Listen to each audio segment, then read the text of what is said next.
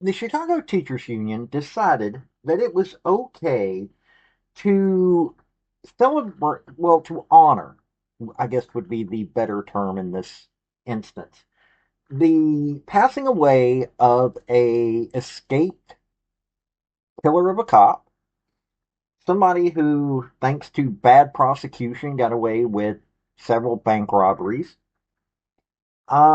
Is a violent person altogether and was a member of a group called the Black Liberation Army who thought that it was okay to go after cops, to rob banks, to go after drug dealers. Well, now the drug dealers I'm not so miffed about. I mean, eh. But she was known to be a violent person. She went to prison. They brought her out. Her name is Asada Shakur. Her original name is Joanne Deborah Byron.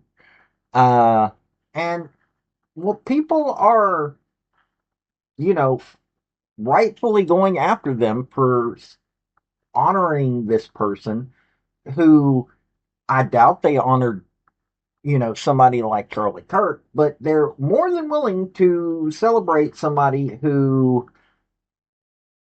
killed a cop, was willing to be a violent person. I mean, seriously, this is what the teachers in Chicago are teaching the students there.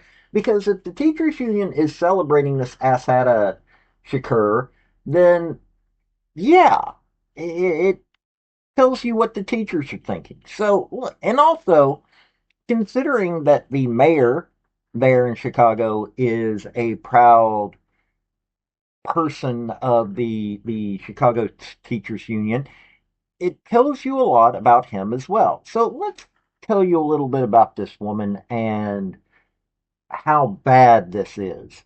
So, if you want to know what's going on with our government, local, state, federal, hey, unions are part of the government. And also, Brendan Johnson, the mayor of Chicago, is a proud member of that teachers union. Hey, stick around, hit like, subscribe. Let's get into this garbage. Howdy, y'all. This is Paul, the Redneck Thinker. What we have here is a channel to communicate. I want you folks to be thinking by the time you leave my videos. Why? Because I'm tired of people talking via what other people tell them to think. So, watch my video and enjoy the chance to think for yourself. So, let's talk about this Ashada Shakur. Um, he, let's see here. After attending CCNY, Shakur moved to Oakland, California, and joined the Black Panther Party and worked to organize protests and community education programs. Okay, while yes, they did do some violent things, there are some things coming out about Black Panther Party that there were a few things that weren't so bad about them because they did do community education programs. They did do free breakfast for children program. I don't have a problem with those parts. Free clinics and community outreach, but she got fed up with that. Got tired of macho behavior of men believing the BPP members and leaders lacked knowledge and understanding of African American history. So she joined the Black Liberation Army, an offshoot whose members were inspired by the Viet Cong and Algerian independence fighters of the Battle of Algiers, mounted a campaign of guerrilla activities against the U.S. government using such tactics as planting bombs, holding up banks, and murdering drug dealers and police.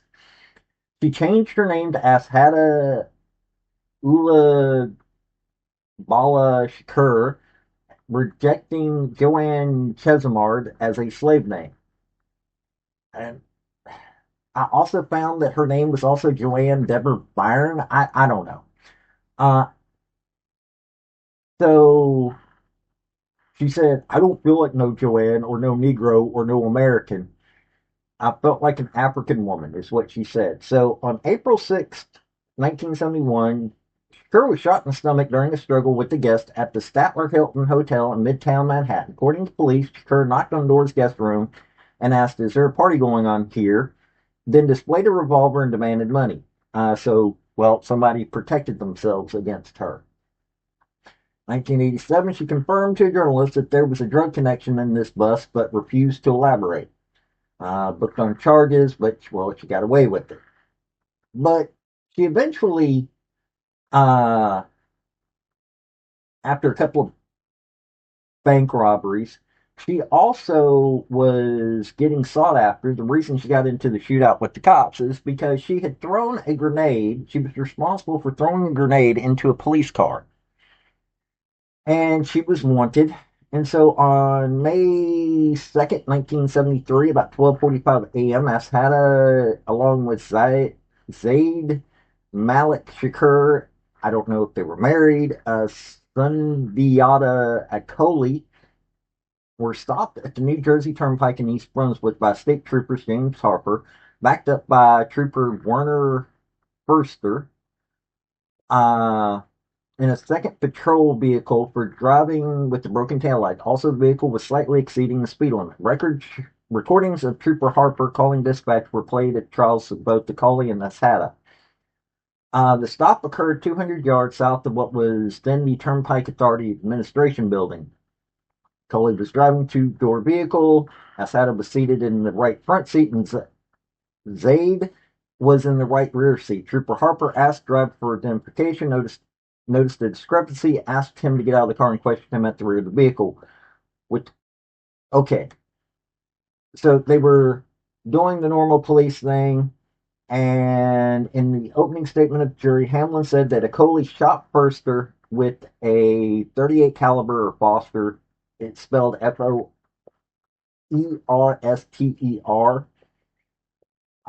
with 38 caliber semi-automatic pistol, and used Förster's own gun to execute him. According to testimony of state police investigators, two jammed semi-automatic pistols were discovered near Förster's body. Coley drove the car, a white Pontiac Le Mans, Vermont. License plates, which contained Ashada, who was wounded, and Zaid, who was dead or dying. Okay, so they were eventually caught. They were eventually put into prison, and then the BLA, this Black Liberation Army, uh, got her or got her out of prison in a violent fashion. Um, or she escaped. Uh, but she fled to Cuba, and Cuba has since said, well, she passed away. The Cuban government did. So yeah, that's the kind of life that these people are honoring at the Chicago Teachers Union. Now look, I've covered some of the things dealing with Cuba, so I'm not surprised that they took this Shakur woman in. She's published an autobiography in '87. Her autobiography has been cited in relation to critical legal studies and critical race theory. So this tells you what kind of person she is. But this is what these teachers and people like Brendan Johnson are willing to support. They're not willing to support American citizens. No, they're willing to support violent criminals. It's further proof that our teachers' unions are a joke. I mean, straight up, they're a joke. And that they're pushing ideology onto people, not just our students, but also some of these people go into teaching because they have an actual zeal to teach kids what is real out there. And then they get caught up in the politics and the dogma of these teachers' unions, and it turns them. We need to fix this.